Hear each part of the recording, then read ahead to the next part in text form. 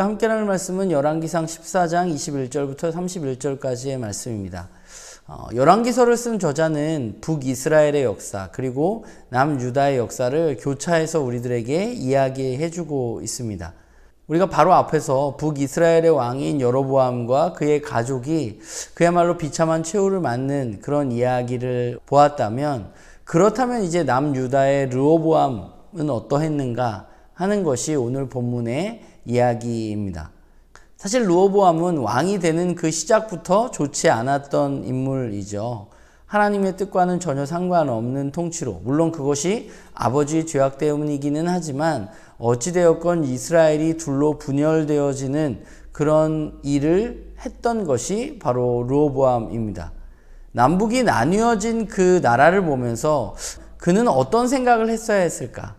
일반적으로 보자면 나라가 둘로 쪼개지는 상황 가운데 그는 자신이 가야 할 길이 무엇인가를 깊이 있게 고민하고 깨달았어야 하지만, 오늘 본문은 그가 그렇지 못했다는 것을 우리들에게 말해주고 있습니다. 르호보암이 통치하는 기간 동안에 르호보암 왕은 물론이고 이스라엘이 하나님 보시기에 악을 행했다고 오늘 본문은 말합니다. 그들은 우상을 섬겼고 아세라상을 세웠고, 심지어 하나님의 백성들 가운데 남창들이 있었고, 이스라엘 백성들은 그야말로 우상 숭배와 음란한 삶에 빠져서 살아갔던 이야기가 오늘 본문에 요약되어서 기록되어져 있습니다. 그렇다면 하나님을 버리고 우상을 숭배하고 하나님을 떠난 그들에게는 어떤 결과가 있었을까? 오늘 본문에 보면 애굽 왕 시삭이 예루살렘으로 올라와서 예루살렘 성전, 예루살렘 왕궁, 그 안에 있는 보물들을 빼앗아 갔다고 말합니다. 사실 이 사실을 통해서 우리가 알 수 있는 한 가지는 성전 자체가 이스라엘을 지켜주지는 못한다는 겁니다. 예루살렘에 성전이 있다고 해서 그들이 멸망하거나 그들이 공격을 당하지 않거나 그들이 패하지 않는 것이 아니라는 것을 보여주는 것이죠. 하나님이 평가하실 때 하나님의 판결의 기준은 오직 그들이 하나님의 말씀대로 살았는가 하는 것입니다. 우상을 섬기지 않고 오직 하나님만 보고 살았는가 하는 것이 하나님의 유일한 판결의 기준입니다.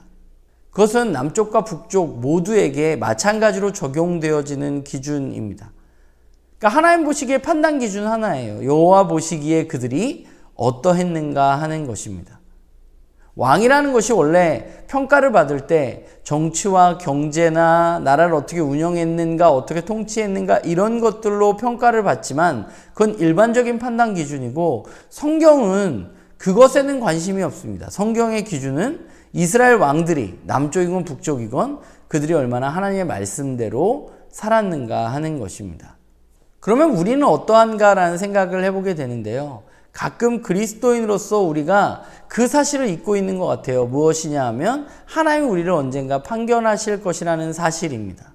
우리도 하나님의 판결에서 면제되어지는 사람이 아니라 그 판결대 앞에 서야 된다는 사실을 우리는 잊어서는 안 됩니다. 그것은 어느 누구도 예외일 수 없습니다. 그렇다면 그 판결 기준은 무엇인가?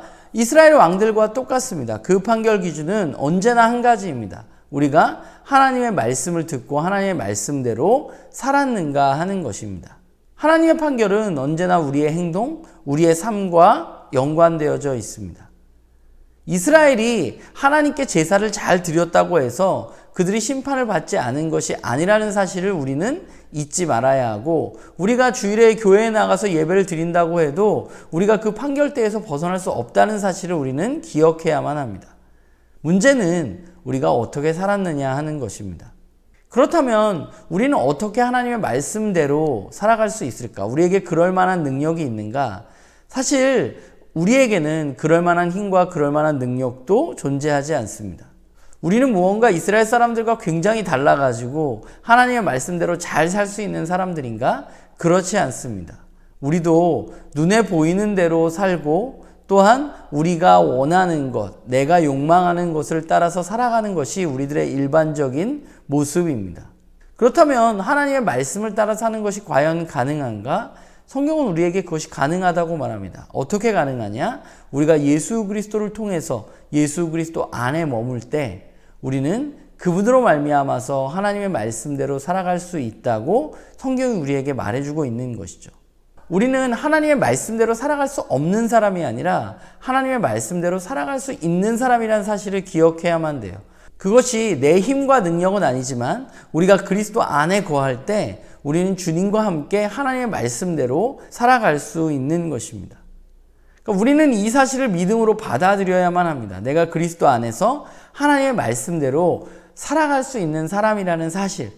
사실 우리가 하나님의 백성으로 살아갈 때 하나님의 말씀대로 살아가는 것이 우리가 몰라서 못 살아가는 것이 아닙니다. 우리는 알고 있지만 그러나 내 욕망이 그 하나님의 말씀을 내리누르고 더 클 때 우리는 하나님의 말씀이 아니라 내가 하고 싶은 대로 행동하는 것이죠. 그런데 우리가 그런 마음이 들 때마다 우리는 기억해야 하는 것이죠. 내가 예수 그리스도를 통해서 하나님의 말씀대로 살아갈 수 있는 사람, 내가 이 싸움에서 승리할 수 있는 사람이라는 사실을 받아들이고 살아가는 것이 바로 저와 여러분의 삶이어야만 합니다. 그것이 바로 저와 여러분에게 주어진 특권입니다. 우리는 그 특권을 바탕으로 다시 오실 주님을 기다리면서 우리의 오늘의 삶에 말씀을 따라서 살아가는 그런 우리 모두가 되기를 주님의 이름으로 부탁을 드립니다.